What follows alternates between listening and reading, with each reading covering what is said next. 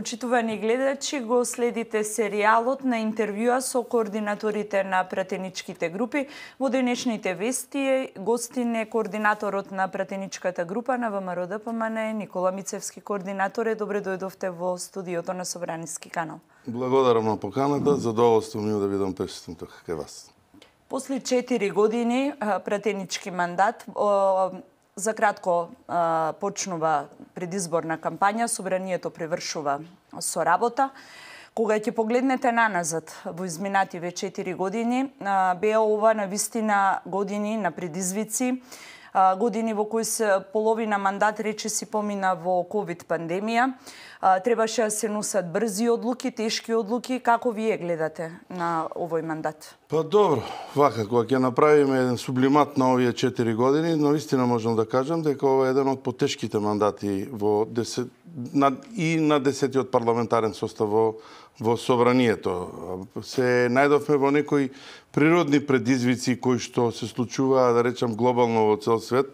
Пандемијата со COVID-19 предизвика поместување на одредени секојдневности, така да моравме и ние да се прилагодиме на начинот на работење. Знаете, работевме во голема купола, работевме на дистанца, а работевме под услови во кои што на граѓаните не им беше приоритет политиката, така да можам да сублимирам дека имаше и добри и лоши моменти. Она што ме радува дека во тој период на пандемија и во тој период на едно, да речам, надвор од природно однесување и функционирање, успеавме сите да бидеме на висината на задачата, односно заеднички да донесеме одредени мерки, позитивни за граѓаните, за надминување на секојдневните предизвици со кои што се соочуваа.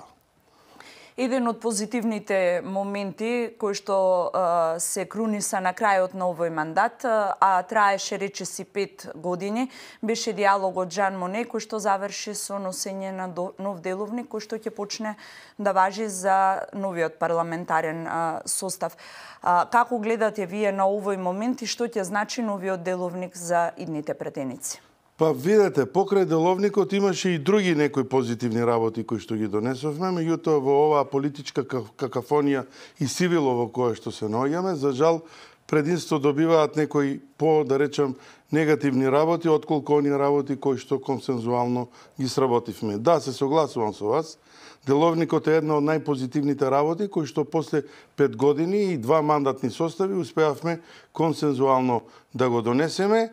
Огромен напредок по мене може да биде овој деловник, затоа што морам да кажам дека на почетокот, кога се почна со Жан Моне процесите пред 5-6 години, бевме на диаметрално спротивни страни во размислувањата и начинот на функционирање на Собранието. Очигледно неколкуте средби со помош и подршка кои што ги имавме со европратениците, а на крај, што за мене представува посебно задоволство, сами на домашен терен политичките чинители седнавме и ги компониравме сите оние недостатоци, позитивни и негативни страни, на кои што во разговор, диалог и компромис ги надминавме сите проблеми и мислам дека имаме еден солиден документ со кој што новиот мандатен состав, односно новиот парламентарен состав, ќе има можност да почне да работи по него. Теоретски одличен документ, меѓутоа многу битно е како тој ќе биде имплементиран, односно практичното негово ставање во функција. Со тој деловник сметам дека се надминати одредени проблеми во практичното работење кои што ги имавме во изминатиот период и се надевам дека новиот мандатен состав ќе ги нема тие проблеми со кои што се соочувавме ние во овој 4-годишен мандат. Што според вас беше најголем предизвик во овие 4 години, како координатор на пратеничка група? Па видете, ние поминавме у период во кој што владеачкото мнозинство имаше секојаш тенко мнозинство, односно секојаш беше на работ на мнозинството околу 61 плюс минус пратеник. И се случуваа многу непринципиелни придвижувања и на пратеници, и на идеологии, и тоа беше период во кој што требаше да се функционира, да се прилагодите на моментот. Меѓутоа можам да кажам и сум горд на нашата пратеничка група, затоа што во зависност од приликите во кои што се наоѓавме, успеавме на брзина веднаш да се премодифицираме и да функционираме на начин на кој што треба да функционираме. Сметам дека достојно ги браневме интересите на граѓаните кои што дадоа подршка и глас повеќе за нашата пратеничка група. Тоа можам да го констатирам и од многуте јавни говори и настапи кои што ги има нашите пратеници, а тоа се и факти и бројки кои што се конкретни на сајтот на Мој пратеник, каде што пратеничката група на ВМРО-ДПМН е пратеничката група која што најмногу дискутирала и дала најмногу амандмани и реални и конкретни суштински забелешки по одредени закони. Така да мислам дека како мандатен состав, како пратеничка група, успеавме да го задоволиме и да ги понудиме оние работи кои што граѓаните, оние кои што го дадоа гласот за нас, го бараа од нас.